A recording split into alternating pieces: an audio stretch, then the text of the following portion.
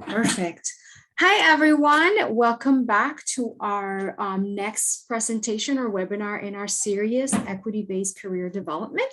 Again, I am Dr. Diana Camillo. I am one of the directors in the center here with Dr. Laura Owen, who is not able to be with us today. So I will do the pleasure of introducing our author and speaker for today, Dr. Ecker Leister, and she will be sharing a little bit about our conversation regarding study abroad perspectives from historically underrepresented student populations.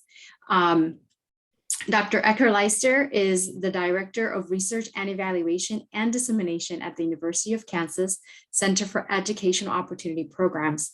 She currently oversees and manages evaluation research for the center's federally funded college access and educational opportunity programs, including Gear Up and TRIO programs.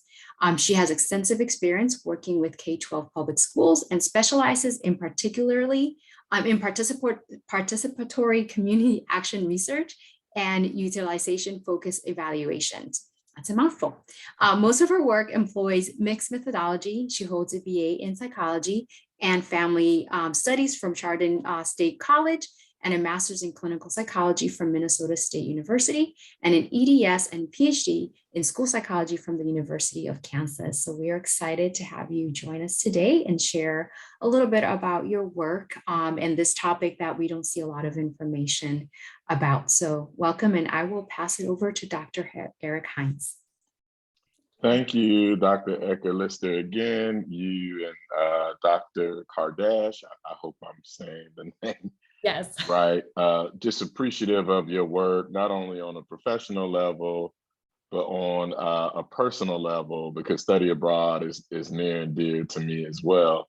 But before we get started, I just want to make sure that our audience knows that they can find your article in the Journal of College Access in the special issue of Equity-Based Career Development and Post-Secondary Readiness. We added it in the chart.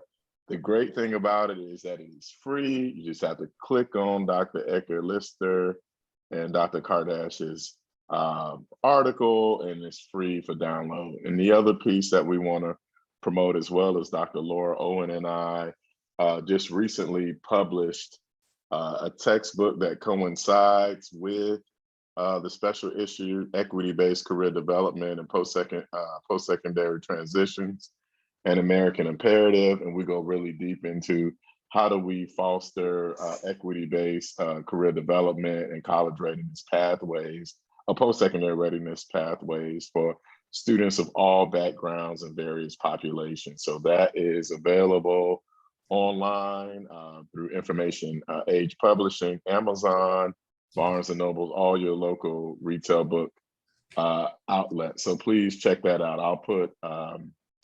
I'll put a web link in the chat as well to order that. So with that being said, my first question for you, Dr. Ecker Leister, is, can you tell us a little bit about the article? One, giving us the impetus for you doing this type of research, and thank you for doing this work. And then number two, what were some of the important findings of your work? Sure. Yeah, so I just want to start out before we get into a full conversation and just acknowledge the contributions of my co-author, Dr. Nadia Kardash. She couldn't be here today. We got double booked with another webinar, so she's taking the lead on that while I'm taking the lead on this. So I do just want to recognize her work and contributions there. And to answer your question, Dr. Kardash and I are the program evaluators for the TRIO Student Support Services project that is housed here at the University of Kansas.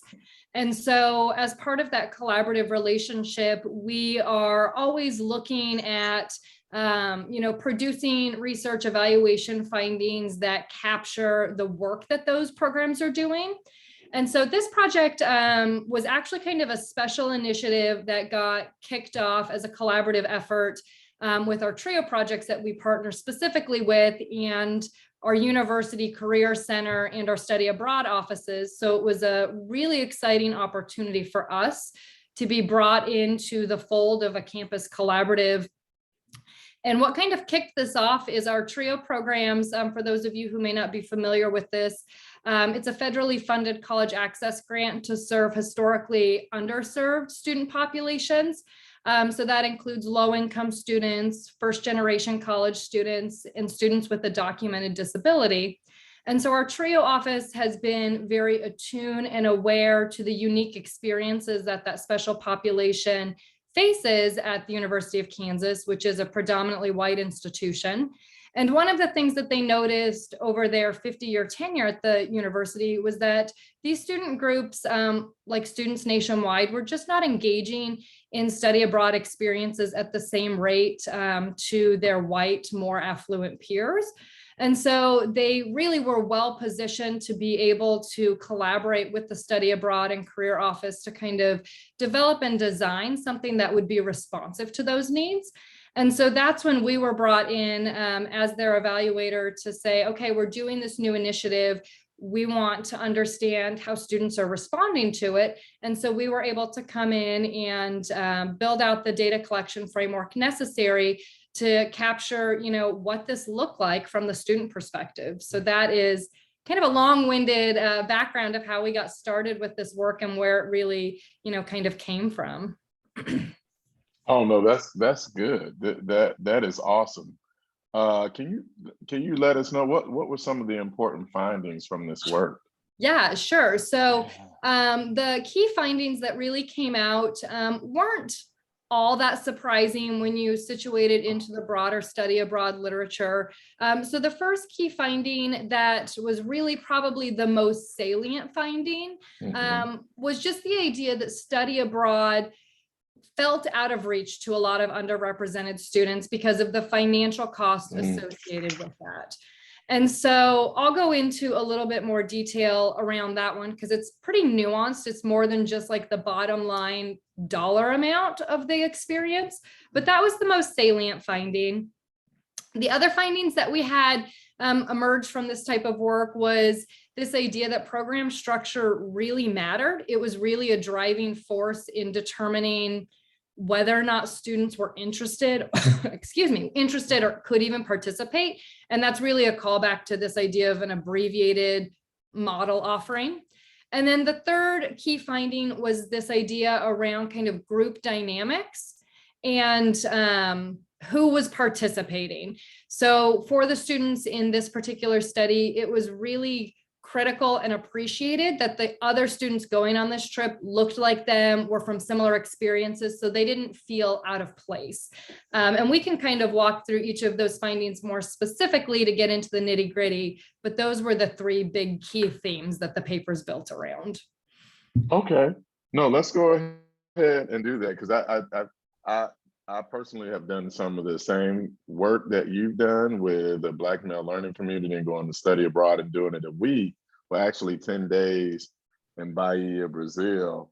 And some of the same things that you were coming up with were some of the things that we did when we had our focus group. So I'm curious, and I know the audience is curious, particularly what is it? What are some of the details of those things? Because I think that helps us get context into how is it that we can recruit more underrepresented students and vulnerable populations who are susceptible to not staying in college to go into study abroad, and study abroad being used as they call it in the higher ed literature, a high impact practice that helps students be retained and persist. Yeah, so let's start with the most salient finding then, which is really around the cost associated with study abroad.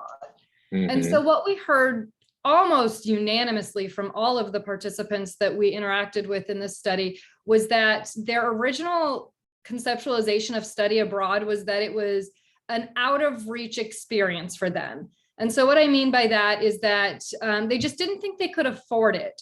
And so we had everyone kind of talking about this idea that whenever study abroad emails would come across from the university, or they would see flyers at various locations throughout campus, they kind of just wrote it off like, that's not for me, I can't afford that. And when we started to dig into the conversation a little bit more fully, it was more than just, I can't afford the bottom line dollar that's associated with study abroad, which includes, the travel cost, tuition, all of that. but it was really around this idea of, I can't afford to go get a passport. I can't afford to be gone for an entire semester or a year because I have to work to pay my bills. And so it was much more than just the bottom line. It was all of these other kind of hidden costs and opportunity cost associated with joining more traditional study abroad opportunities. And so that was one thing that we really talked about and thought a lot about with this paper, was just how do we break down and start to dissect all of those associated costs, and where are the roadblocks? So that was the most, pressing finding, which kind of was a waterfall to the other findings, if you will. So the idea that they couldn't go on a traditional semester or year-long trip because they had to work really spoke to their emphasis on a short, abbreviated bridge program, or study abroad program being a more desirable model, because they could take off work for 7 to 10 days and still have their employer welcome them back. They didn't have to quit their jobs. They didn't have to put earning potential and income on hold to go and do something for a more longer time frame. So that was something that was really important. The other thing that came up, somewhat related to the cost, was the idea of having the program being offered at interim periods. So the particular model that we worked with was offered between the the spring and summer term. So in fact, my campus partners are actually on study abroad right now as we speak. So right after graduation, there's a 10-day trip before the spring term kicked off. And the reason this was somewhat related to cost was because this allowed our participants who did have scholarships and other things to cover some of their tuition costs, the opportunity to still take spring courses at KU and summer courses. They didn't have to disrupt that course sequencing and, potentially put them in higher ed for longer than they needed to be, thereby, extending the total cost of the college experience. So having that situated strategically between semesters didn't disrupt their course sequencing. And then the third, somewhat related to the cost, was this idea of group dynamics. And so a lot of our participants talked about how they came from lower income households, that they didn't grow up taking trips. Many of our students said this was the very first time that they were ever able to travel abroad. And so they really appreciated that they were going through this new experience with others that were brand new to international travel. They didn't feel like they were alone. They felt like they could be vulnerable and that they could ask questions without feeling like their peers were judging them or, had so much more experience. And so there was a lot of overlay here between each of them, but I think most of the conversation really always just kind of fell back to the cost. And then, like I said, it became more nuanced as we uncovered really what we were looking at there. Oh, no, thank you for that. And I think just sitting back to that piece with the cost, one of the things in my experience, they automatically ask, what is the price? What is in it, right? What comes with the price? And not only that, is there any scholarship or financial aid? I know those were the immediate questions that I received. Dr. Hans, how are we paying for this? How is it, what? Say, okay, we're going to help subsidize, but we also said that, we want you to pay for some of it too, so you'll have investment. But I think the bigger piece I wanted to mention too is that we think about study abroad from a middle class and mostly a Eurocentric model. One, study abroad has always been seen as 12 to 15 weeks, a whole semester. I am able to take time off, or students are able to take time off and still come back and resume their studies and get back into the flow and on some levels graduate on time, as opposed to when we think about our students that don't go, on these trips, I call them non-traditional sometimes, is that, we have a deficit perspective. Why these kids are not interested, all they want to do is go to school, they just want to work, there's more to life. So I think there are new things that you're talking about that not only programs on campus must think about, but even faculty leave study abroad, there has to be non-traditional, I don't want to even say non-traditional, there has to be innovative ways of thinking about engaging all of our students in study abroad. And that means thinking differently about how study abroad looks. And that's what you were bringing here before. That 10-day model, it is less expensive, it takes less time. Students don't feel like their life is being disrupted. And I think that's what we need to think about in college. We think that all students are coming from the same place, the same background, the same income level, but that is not true. All of our students are individuals. And at times, college is probably a lifeline for many of our students, and they may be hanging on to a thread. Although they want to be engaged, how are we ensuring that we look at engagement differently? Exactly.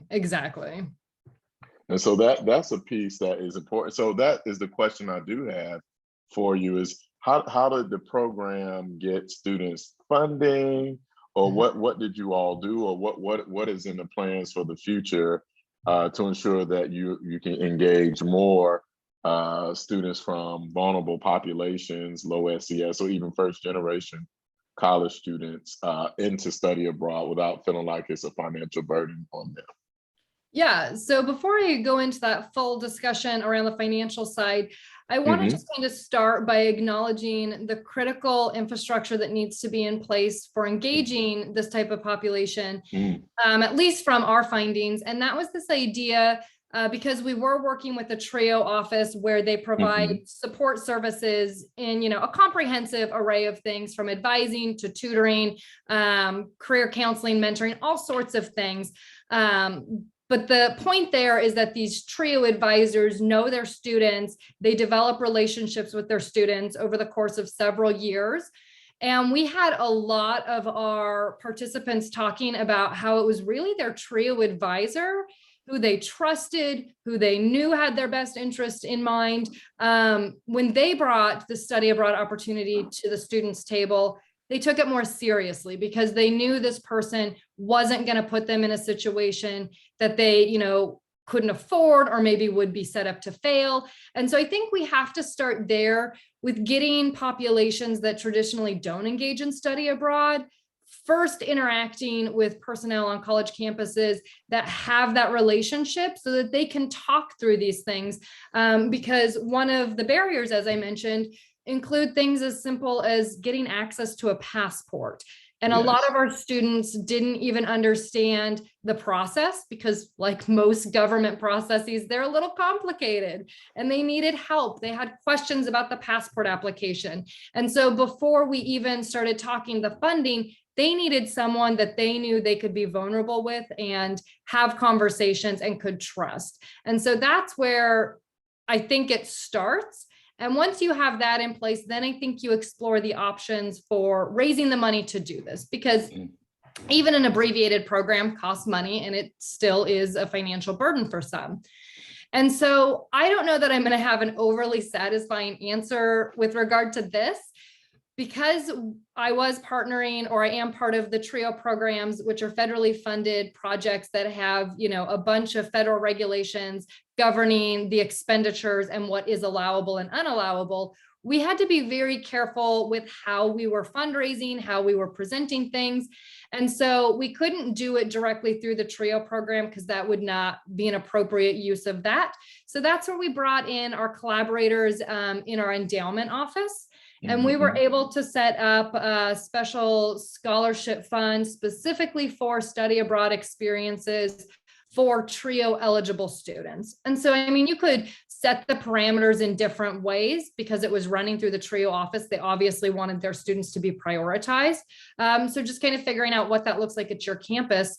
But what was unique was we set this special scholarship up, and then because TRIO has such an expansive network, being very well-known and respected program at our campus and nationally, we were able to tap into those networks and say, hey, we have, fundraising going on as part of the university. I'm sure all colleges do, your one-day drive of getting all that money raised. So we were able to have that be a special project that ran through that office to raise some of those funds there. And then, of course, donors see that and can match that. But that's primarily how it's been done, is tapping into those types of resources. No, so you raised two valid points, and Dr. Camillo mentioned it. I think it is important for the students to have an advisor or a faculty member who they have a relationship with to get the buy-in to want to do study abroad, to really understand that trust factor is very important. We're asking students to go 3, 4, 5, 10,000 miles away from home to experience something totally different, or to give up time, give up finances to say, oh, this will be very important to your college experience. So that in and of itself, and I did some of the same things. We were even, I would talk to my students about that. And then I would even bring in guest speakers from that country who were at the school, whether they were professors, students, really engage in what life is like, what the culture is like. Once you actually get there, what are some of the norms? How do we engage? What proper engagement, improper engagement? And so that really helps students understand the context and prepare for where they were going. What you talked about, that you had that actually in your results, talking about how students started understanding the culture, and for one student, speaking Spanish was even beneficial to that student. So I think that piece is very important. And yes, that financial aid, and that's one thing that I think a lot of institutions can do. And I had that was a question around that is, talking to the foundation, talking to individuals who may be in your college or in your units who specialize in getting donors, or being able to get scholarships that will be dedicated strictly for study abroad. And we had some of those same exact things. And I think that's very beneficial to cultivate those relationships, because I think the donors, if you all do presentations, I'm not sure of what students learn, or they have to do some type of project. And once donors see what their return on investment is, I think they get excited about what students are learning, what students' experiences are, and they love to hear that student piece. And I think that is helpful to continue to get that financial aid. I think sometimes we underestimate the voice of the student being able to actually be an advocate for the work that we want to continue to do with these populations. Absolutely. And I think Excuse me. just strategically, when we're thinking about fundraising for this type of thing, pitching the idea that it is an alternative model catered to these populations, because it is going to be less expensive than those traditional year-long semesters. So it does feel like you're still getting a high impact practice bang for your buck, but your dollar goes further. And so I think we just have to be really creative and strategic with how we're also kind of marketing this, if you will. Yes. Because I do think that is a benefit that we could potentially reach far broader, have a broader impact with more students, because it is a less expensive model. Yes. No, totally agreed. And I think marketing that different model, like you said, how are we thinking innovatively about study abroad? I think helps other people understand that study abroad is accessible, and that's really the key word, right? We're making something that we thought in the past that couldn't be accessible to all students actually accessible to every student on campus, if we can change the narrative and, as you say, market it the right way. I know Dr. Harris may have to leave us shortly. I just want to make sure we gave him space. And for those of you all who don't know, Dr. Harris and Dr. Renee Mays, who couldn't make it today, they were also the guest editors of this timely issue. I forgot to mention that in the beginning. So I want to give them kudos, as well, as they put a lot of work into making sure these articles are accessible and available now. Listen, I'm just enjoying listening. I know Dr. Hines and with your experiences at UConn really resonated with Dr. Eckerleister's paper, and I just wanted to express appreciation in the time that I have here for what you wrote. It's hard not to reflect on one's own personal experiences, and I can recall immediately blocking out the idea of going anywhere because of all of what you just described, right? Finances, social capital, right? Who within my at least familial network would I talk to about navigating it? No one had done it in my family. And so I was particularly struck by the targeted nature of the program, which I think for me probably would have made a huge difference, right? like specifying this group. A lot of my work has been done with student athletes, and we find the same. UVA, there was a study abroad program specifically that targeted them, and we saw an increase in their actually going abroad when they felt like there was access and space, if you will, and funding for them to go. So that's less of a question, more of just a reflection / praise for the work. You did reference something earlier on about your results, and you said not so surprising, and you kind of went into what I thought were really important and critical data, but it didn't make me then think, what, if anything, did surprise you on any front throughout the study? That's a good question. And maybe it didn't feel surprising to me because I've spent over a decade working with these populations and working in this. So maybe it just feels not surprising to me. Yeah, what did surprise me? I think maybe what surprised me was the global awareness that was cultivated in such a short amount of time.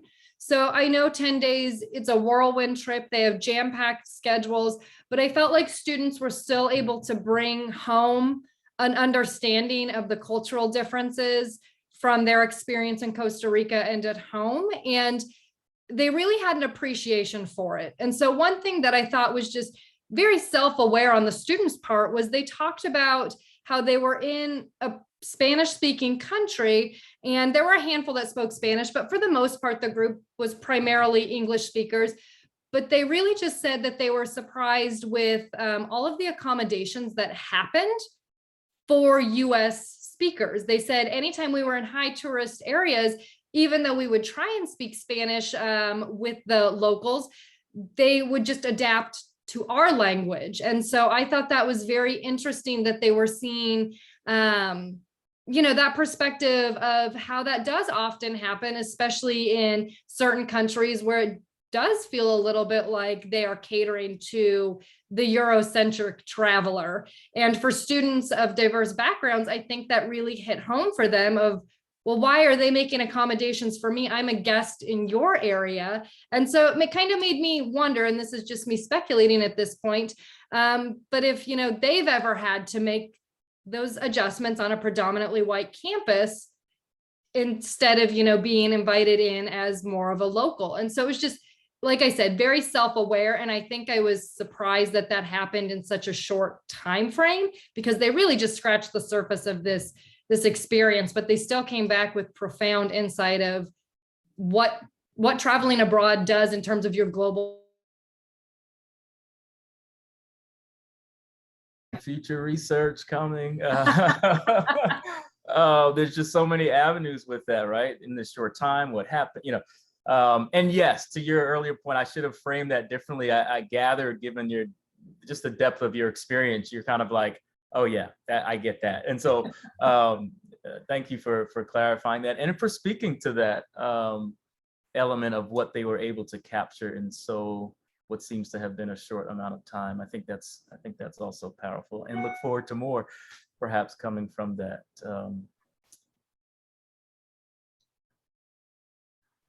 That's not a question. Sorry, that was just me summarizing and giving some more thought to what was just shared. But I will yield, Dr. Hines, to your continued. Oh no, thank you, Professor Harris. I'm going to kind of stay on in the same lane and really ask you, Megan, about the other theme, the group dynamics, kind of really talking about what was really significant in the group dynamics in terms of students feeling like they're more connected because they are all in a space that this is new for them, and even some of the group dynamics that you may have observed in the data once they were there in Costa Rica. Yeah, so there were kind of two things that happened with the group dynamics. The first was, these were students recruited from a program. So they did know each other in a way because they had been to similar events that were sponsored by TRIO. And so there was a pre-existing relationship there that I think did help because they're attending and living in the same spaces on KU's campus. The other thing that I think was intentionally designed from the study abroad perspective was they had a course leading up to this experience. So I believe it was 8 weeks, if I'm remembering correctly. And that was their opportunity to kind of do the pre-learning needed to get ready for that experience. And so it was a formal course where they met once a week just to kind of go over like what you were saying, Dr. Hines, with the cultural norms, the expectations, just getting them ready for that experience so that when they got to the study abroad experience, it was more just taking in the culture, taking in the travel experience, and not having to do as much pre-learning. And so there was a designated space for them to continue to get to know each other. And so by the time they left for that travel trip, they had already developed relationships. They already had developed a level of comfort with one another. And so I think there were two things working in the favor of kind of having that group dynamic finding emerge. And what was interesting is when we did the follow-up focus groups upon their return, just some of our observational notes really did highlight the group dynamics and cohesion. It felt very much like a reunion of sorts. Oftentimes during the session, there were conversations that derailed a little bit because they were so excited to see each other and get back into the same space together. And so you really got a sense that they had developed friendships, meaningful relationships that are probably going to last far beyond just the experience. And so I think being really mindful of who are you designing these programs for? What spaces do they occupy on campus? Can you leverage those spaces? And then developing time for them to process, prepare, and get ready before they actually go on the trip is just going to set up, more success in terms of the group cohesion, functioning, all of that good stuff. And we really saw that emerge in the findings. And like I said, just observationally, it felt like a reunion at that final data collection session. Oh, I think you're hitting a lot of valid points. We actually did the same exact thing, and when they had to do their final projects, and we had like a celebration, you can kind of see that cohesion towards the end. And in the beginning, we're getting to know each other. We were kidding like this is like the MTV Real World when they live together. They're getting comfortable. They're trying to know they're nice, and then they go on the trip. And then sometimes there's a little. They tend to bump heads a little bit, but then they start to get an understanding of each other. And then we really saw students helping each other out, whether it was language translation, working with other individuals who were there that were doing some of the teaching on site, and then also help being accountable, thinking about, again, those cultural norms, really saying, hey, maybe we shouldn't be doing this, or maybe we need to get back. And so I agree with you. Those relationships really do matter, that students are, I won't say that all of them have to be super close, but being able to get to know each other and be comfortable sharing those experiences.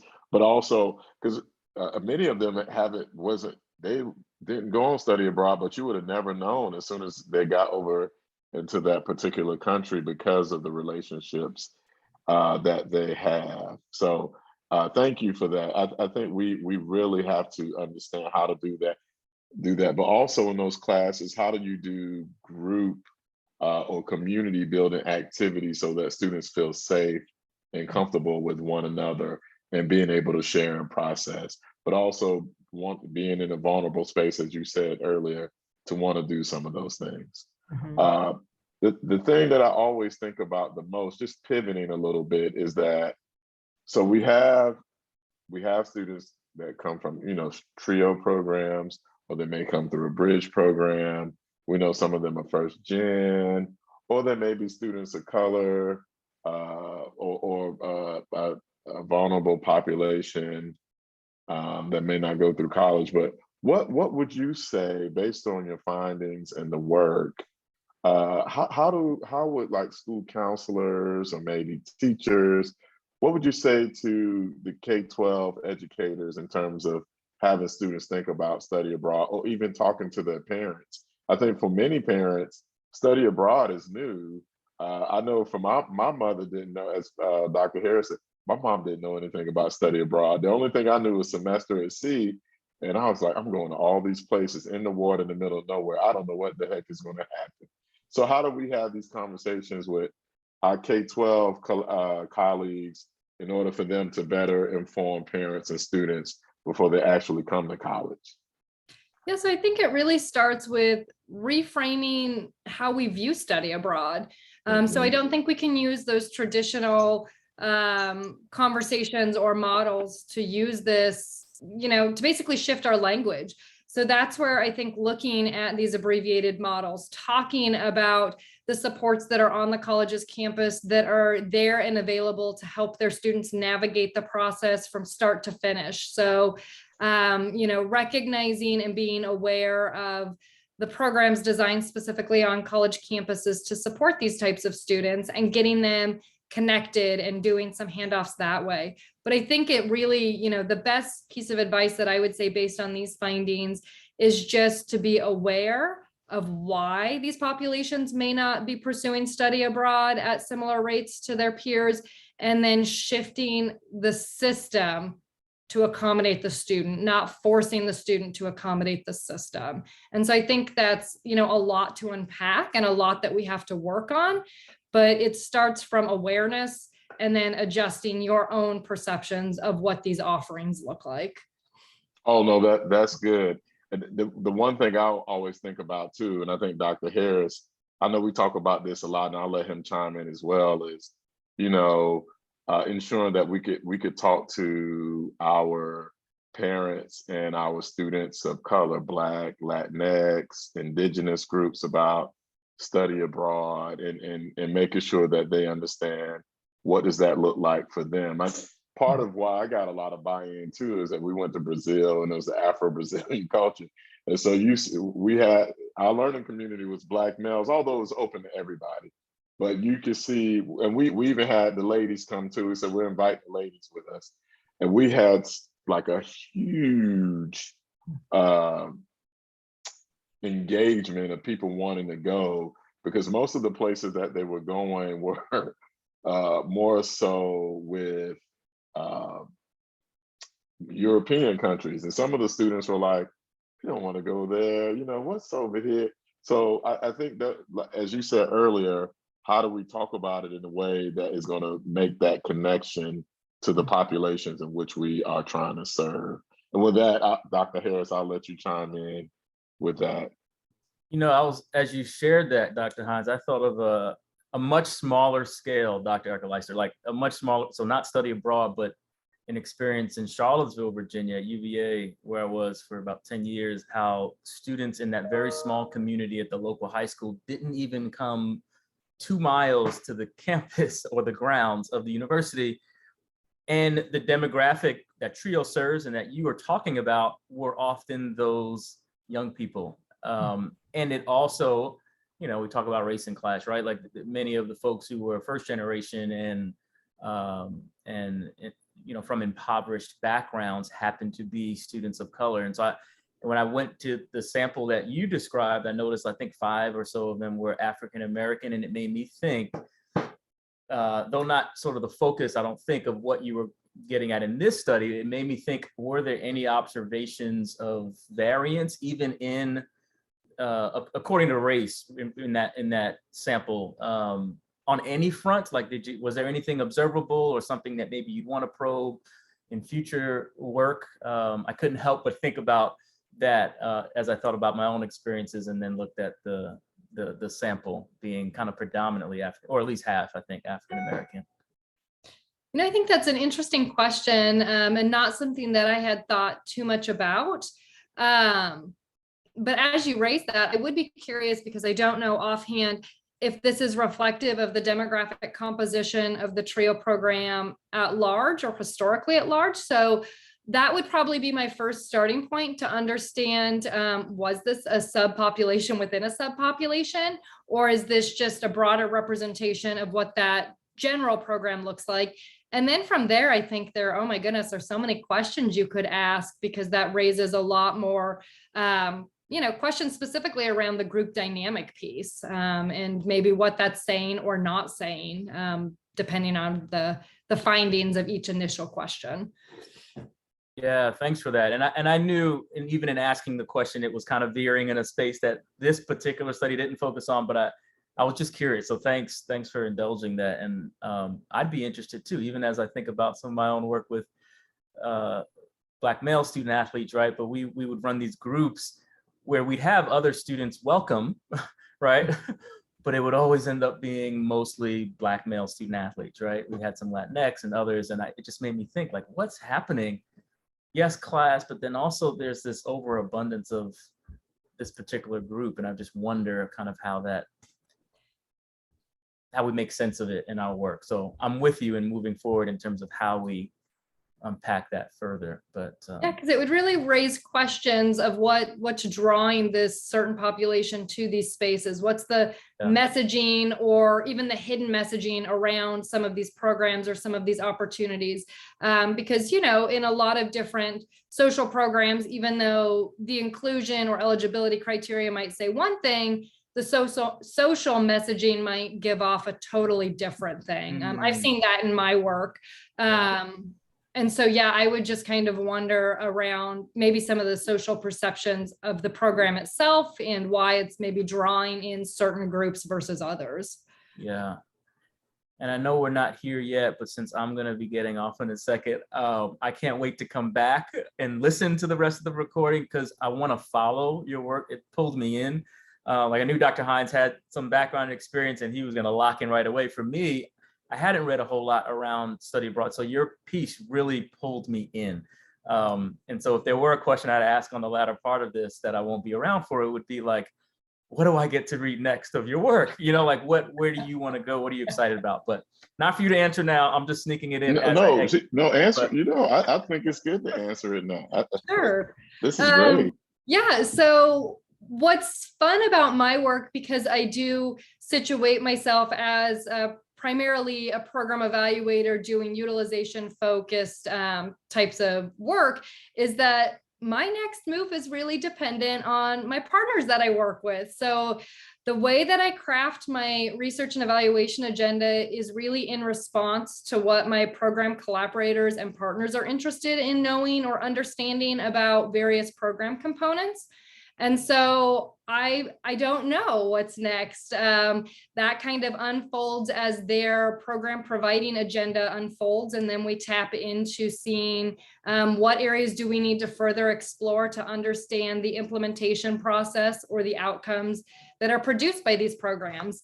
What I will say is my work does fall under an umbrella of equity and access programs that are serving students and supporting students as they navigate the educational pipeline, if you will. So from middle school all the way up to adult learners. So I have that lane that I stay in, but as far as like which detours we take for the research, that is really provider driven. And so I don't know yet.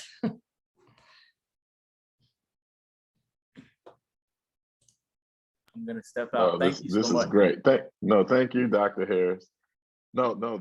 This is great work. But it sounds like, again, the theme around your research, although is really client driven, is still the equity and access space, which I think when we talk about these type of programs, more research is needed. I know that there have been studies that continue to say, you know, how can we get more students of color engaged? We need more work around their experiences. I even have a paper sitting around that I need to finish from the study abroad experiences that we have. But speaking of the research, you talked about like the career decision or career development piece was really not a direct relationship to them going to study abroad.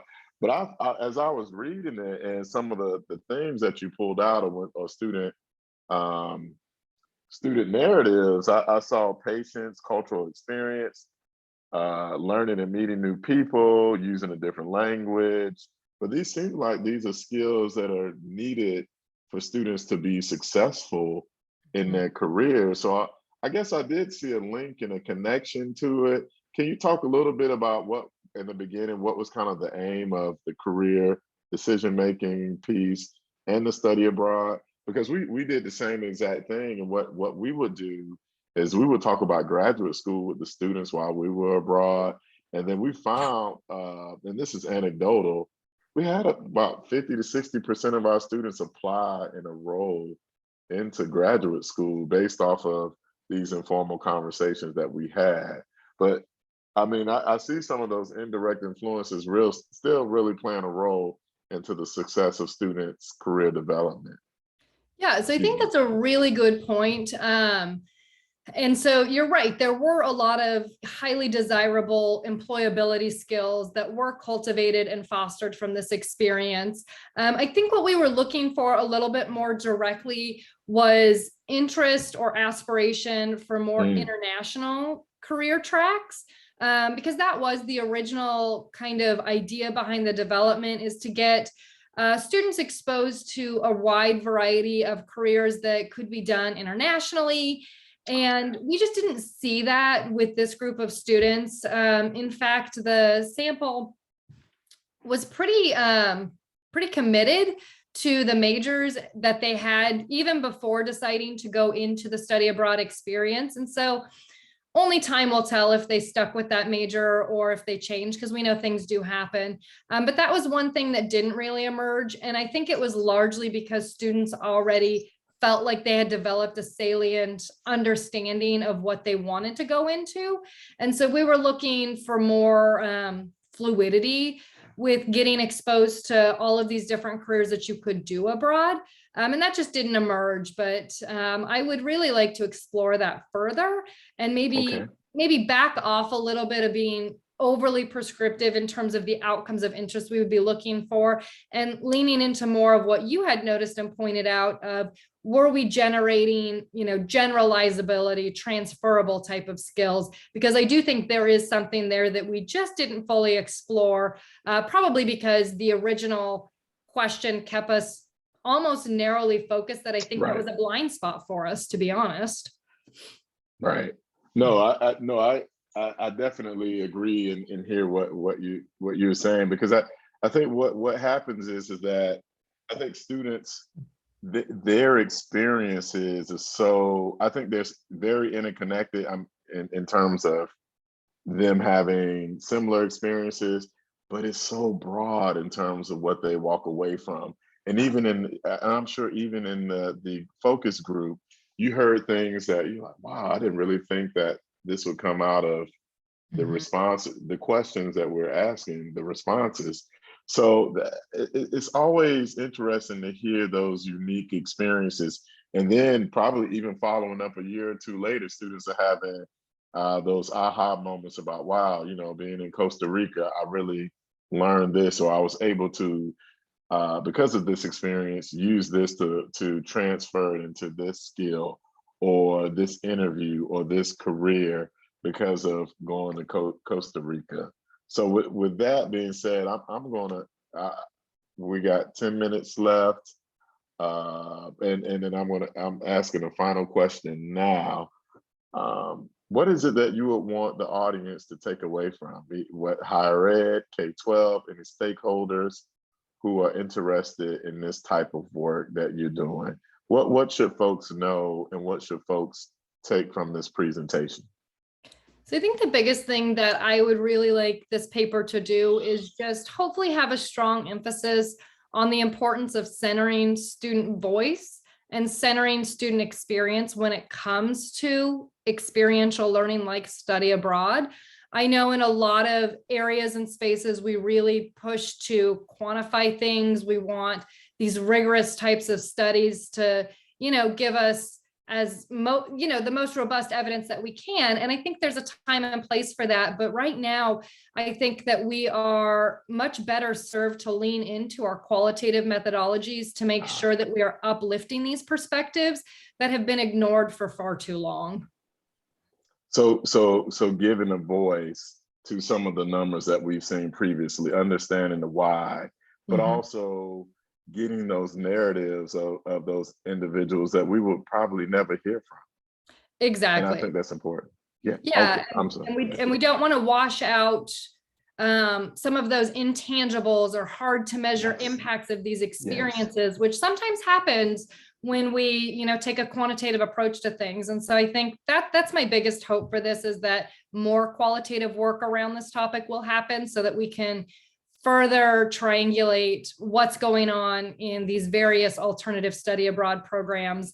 Because just from our conversation, it sounds like there was a lot of overlap with what you saw with your own study abroad experience to what we saw with ours.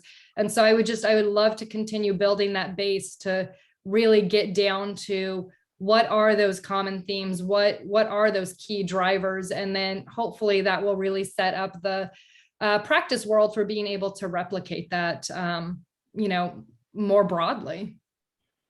Okay, no, this is great. And I hope we could get more replication of these studies.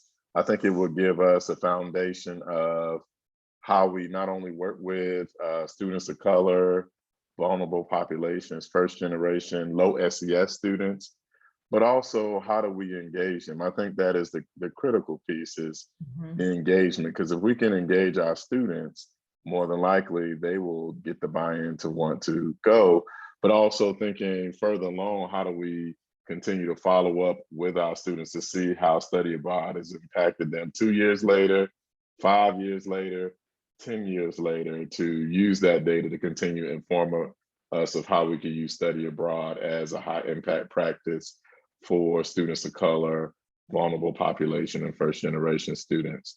So Dr. Ecker-Leister, I want to say thank you for this presentation today. I know I learned a lot. I continue to learn a lot. It continues to make me excited about this work. Hopefully, as the pandemic subsides, we can continue to do more study abroad. I know I'm looking into it here at my current institution, and then being able to, I think at the end of the day, how do we change lives or change the lives of our students through the work that we're doing? So I want to say thank you for this work. Again, Dr. Megan Ecker-Leister and Dr. Kardash, their work is at the Journal of College Access's website. It is free. Please download it and read it, in addition to viewing this video. I'll turn it back over to Dr. Camillo. Thank you again. I can't say enough for the wonderful work that you both have been doing. So yeah, just want to say thank you, and we look forward to having the video available for our audience to watch. Hope you enjoy your summer. Hope you get a break.